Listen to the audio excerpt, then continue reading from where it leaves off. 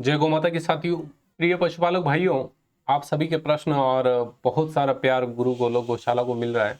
मैं गौरक्षक एजे पंडित आप सभी का स्वागत करता हूं गुरु गोलोक गौशाला में। आमतौर पर पशुपालक भाइयों को ये बहुत ही बड़ा कंफ्यूजन रहता है कि संतुलित आहार क्या है, हम हमारे पशु को क्या खिलाएं कि हमारा पशु स्वस्थ रहे। संतुलित आहार में क्या क्या हमें लेना चाहिए, क्या क्या कंटेन होना चाहिए जिससे कि हमारा पशु हमें अच्छा आउटपुट दे। दूसरी बात, उसके दो ब्यात के बीच में अंतर भी हमें कम मिले और पशु एकदम हेल्थी रहे। तो संतुलित आहार हमारे लिए भी बहुत महत्वपूर्ण है। हम खाना खाते हैं तो हमें उसमें क्या देखते हैं कि पोषक तत्व न्यूट्रिएंट्स है कि नहीं, दूसरा उसका टेस्ट है कि नहीं, तीसरा क्या वो हमारे लिए सुरक्षित है। ये तीन चीजें जब हम खाते हैं तब भी देखते हैं। तो यही चीज हमारे पशु पर भी एप्लीकेबल होगी। जब हमारा पशु कुछ भी खाए, मतलब जब हम उसको संतुलित आहार दें, उसमें तीन चीजें आपको नोट करनी पड़ेगी कि ये चीजें होनी जरूरी है। पहला, जो आहार हम देने वाले हैं वो आहार पशु बड़े चाव से खाए, उसके लिए वेट करें कि यार ये मेरे को कब खिलाया जाएगा। दूसरा, उस आहार में प्रॉपर न्यूट्रिएंट्स हो, पोषक तत्व भरपूर मात्रा में होए, जिसकी पूर्ति मतलब पशु को हो जाए, गाय को हो जाए। तीसरा, क्या वो हमारी गाय के लिए सुरक्षित है या नहीं, हमारे पशु के लिए पशु आहार सुरक्षित है या नहीं, उसके डाइजेस्टिव सिस्टम को तो इफेक्ट नहीं कर रहा, उसके रेस्पिरेटरी सिस्टम को तो इफेक्ट नहीं कर रहा, या उसके रिप्रोडक्टिव सिस्टम को तो इफेक्ट नहीं करेगा। तो ये सारी चीजें आपको पहले एनालिसिस करनी है, ये चीजें समझनी है। अब बात करें दोस्तों, ये तीन चीजें नोटिस कर ली। अब इसमें अनाज की बात करते हैं। हम अनाज क्यों लेते हैं पशु आहार में? संतुलित आहार में अनाज की सबसे बड़ी जरूरत इसलिए होती है क्योंकि पशु क्या करता है, दूध देता है, उसमें उसकी एनर्जी लॉस होती है। उस एनर्जी को बराबर बनाए रखने के लिए, एनर्जी की पूर्ति के लिए हम अनाज लेते हैं। एक टर्म होती है नेगेटिव एनर्जी बैलेंस। अगर पशु इसमें चला गया तो 101% आपका पशु बीमार पड़ जाएगा, आपका आउटपुट घट जाएगा, पशु का रिप्रोडक्टिव सिस्टम भी इफेक्टेड हो जाएगा। ऐसा ना हो, इसके लिए हम उसमें क्या करते हैं, अनाज को संतुलित आहार में काउंट करते हैं। अब अनाज कितना परसेंट लिया जाए, तो यहां पर आप ध्यान रखिए दोस्त मेरे, 25 से 30% तक हम अनाज को ले सकते हैं। मान लीजिए हम 100 किलो का पशु आहार बना रहे हैं, उसमें 25 से 30 किलो अनाज लेंगे। अब इस अनाज में हम क्या ले सकते हैं, जिसे हम ले सकते हैं यहां पर गेहूं का दलिया हो गया, बाजरा हो गया, बाजरा हम ले सकते हैं, कोई डाउट है इसमें, कोई दिक्कत नहीं, मकई ले सकते हैं। ये अनाज हम पशु के लिए ले सकते हैं, ठीक है। ये अनाज पशु के लिए हम लेंगे कितना, 25 से 30%। अगला कंटेन हमारे संतुलित आहार में क्या होना चाहिए, खली। ये क्यों लेंगे, ताकि हमारे पशु के दूध में फैट का कंटेंट बना रहे, फैट का रेशो बना रहे, उसके लिए हम खली का प्रयोग करते हैं। खली कितने परसेंट लेंगे आप, खली भी 30% आप ले सकते हैं, ठीक है। इसमें कौन कौन सी खली हो गई, तो आप ये ध्यान रखिएगा कि इस खली में आप जैसे सरसों का तेल ले लिए, सरसों की खल, मूंगफली की हो गई, कपास हो गया, सोयाबीन की खल हो गई, ठीक है।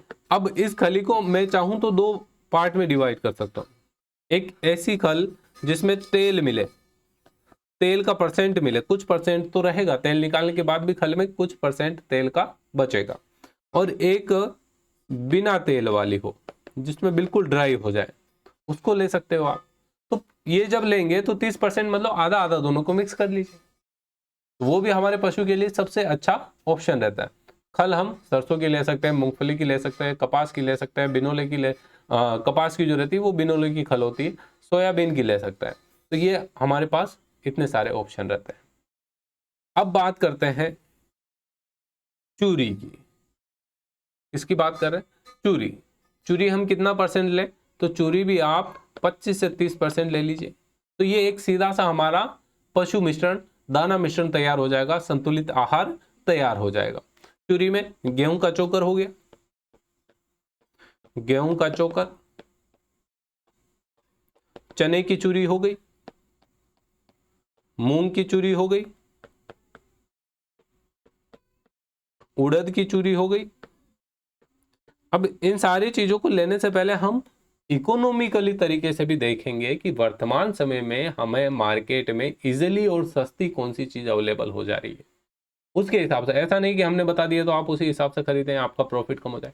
हमें अपने पशु को बराबर संतुलित आहार भी देना है और उसके साथ साथ हमारा इकोनॉमिक भी मेंटेन करना है, मतलब हमारी आर्थिक स्थिति को भी मेंटेन करना है कि पशु हमें घाटे में ना ले जाकर प्रॉफिट में रखे। तो ये बात भी हमें विशेष तौर पर ध्यान रखनी है। क्लियर। अब उसके बाद चौथा पॉइंट आता है शीरा।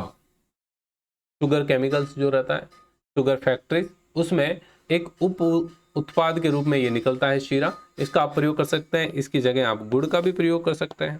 तो इस शीरा का भी आप कुछ कंटेंट मिलाएंगे, वो कितना रहेगा 10%। तो इस प्रकार से हमारा 100% का पूरा संतुलित आहार का जो है कॉन्सेप्ट पूरा हो जाता है। अब बात करते हैं इसके अलावा हमें क्या मिलाना है। तो यहां पर ध्यान रखना मेरे भाई, 5% आपको प्रीमिक्स मिलाना पड़ेगा। उस 5% में मिनरल कितना होना चाहिए, 2% मिनरल होना चाहिए। नमक कितना होना चाहिए, 1% नमक की मात्रा होनी चाहिए। कैल्साइट पाउडर की बात करें, ये भी आपका 1% होना चाहिए। मीठा सोडा 0.5% और DCP ड्राई कैल्साइट पाउडर, ये भी आपका 0.5%। ड्राई कैल्शियम फॉस्फेट जो है वो आपका 0.5% होना चाहिए। तो टोटल ये प्रेमिक्स आप 5% जो 100 kg का पशु आहार आपने तैयार किया है उसमें मिला लेना है। समझ गए। मिनरल मिक्सचर 2%, नमक 1%, कैल्साइट पाउडर 1%, मीठा सोडा 5% और DCP 0.5%।